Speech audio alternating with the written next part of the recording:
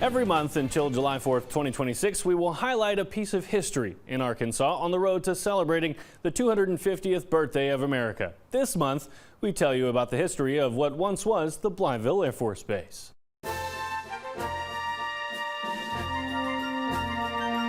It's not so much why a place is important, it's what story you can tell. The base started as Blytheville Army Airfield in 1942 as the Southeastern Training Command's flight school until World War II ended, and the land was turned over to the city of Blytheville in 1946. But in 1955, another military organization in the city showed mutual interest in more use of that land. This was going to be a tactical air command facility housing 3 squadrons of the B-57. This was a jack-of-all-trades type of aircraft. Then the Strategic Air Command, or SAC, and the 97th Bombardment Wing took over and brought in the big guns. And in April 1959, TAC and the B-57s were taken out, and SAC and the B-52s and the KC-135s were brought in. The first bomber, appropriately named the City of Blytheville, arrived in January of 1960. SAC operated primarily out of what's called an alert facility. This is where you're going to have your B-52s setting on alert. This is where you're going to have every nuclear weapon at the base worked on and armed and ready to go. This is the center show. There were 2 alert groups, the ground alert and the air alert. The ground alert program is fairly easy to understand. The klaxon sounds, and 15 minutes later, the planes are launched. And when I say 15 minutes later, I mean the klaxon sounds, and 15 minutes later, the last airplane is in the air headed off. The air alert program was a little different.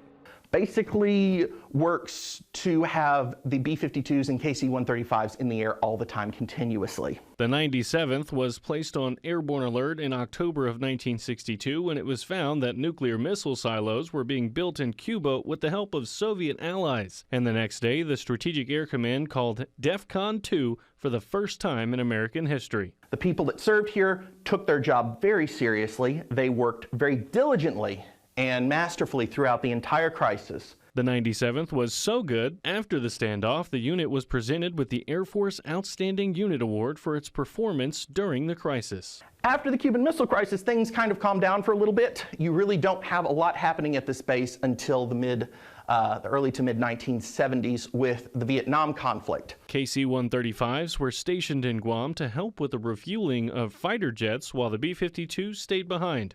And B-52 crews were a part of Operation Linebacker 2, the last bombing campaign of the Vietnam War. This base had 3 different B-52 crews that lost men out of it. Their sacrifice is honored by a monument down at Flag Plaza.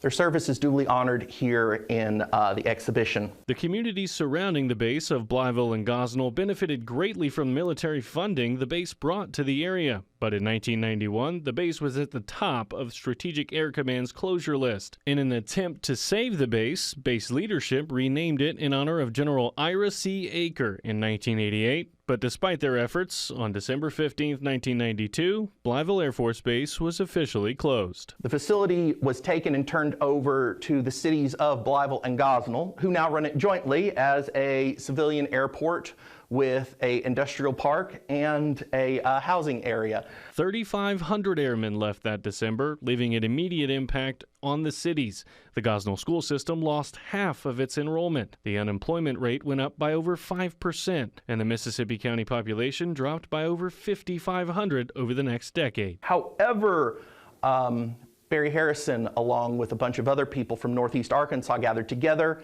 and formed the National Cold War Center. Allie says keeping the history of this community alive is important to many. Those stories are what help to show not only, where we came from, but also what we have accomplished. And that is where the importance comes from. He said he hopes the National Cold War Center is a place where people can see the full story of the Cold War. We're going to be taking and going and casting a full net and showing not just what was happening at a local level, not just at a national level, but at a world wide level. And they think they have a prime location for it due to the infrastructure remaining. Also, we still have so many people who are gracious enough to give us their time to help us, give us stories, give us information, tell us what was going on here so that we can truly get a proper sense of what this place was like